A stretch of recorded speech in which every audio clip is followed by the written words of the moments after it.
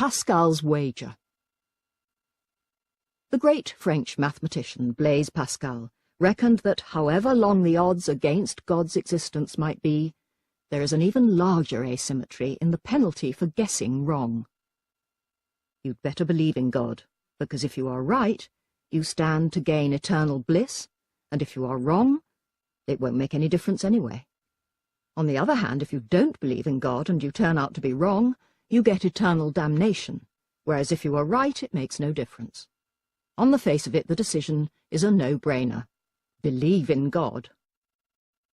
There is something distinctly odd about the argument, however. Believing is not something you can decide to do as a matter of policy. At least it's not something I can decide to do as an act of will. I can decide to go to church, and I can decide to recite the Nicene Creed, and I can decide to swear on a stack of Bibles that I believe every word inside them. But none of that can make me actually believe it if I don't. Pascal's wager could only ever be an argument for feigning belief in God. And the God that you claim to believe in had better not be of the omniscient kind, or he'd see through the deception. The ludicrous idea that believing is something you can decide to do is deliciously mocked by Douglas Adams in Dirk Gently's Holistic Detective Agency, where we meet the robotic electric monk, a labor-saving device that you buy to do your believing for you.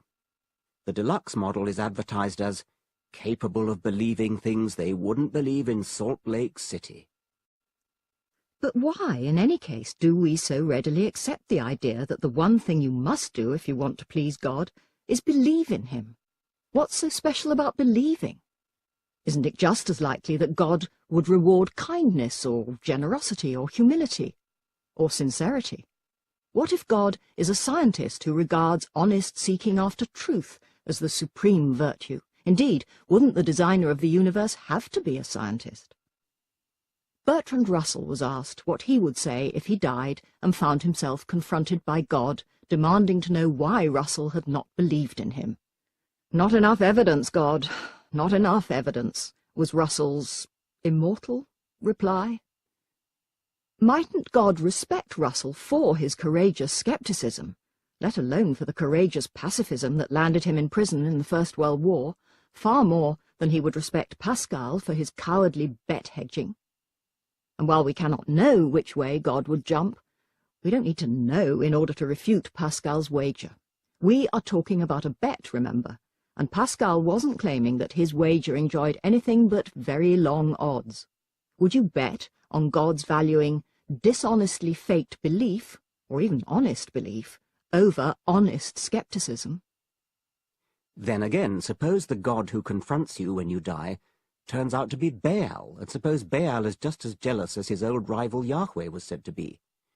Mightn't Pascal have been better off wagering on no God at all, rather than on the wrong God?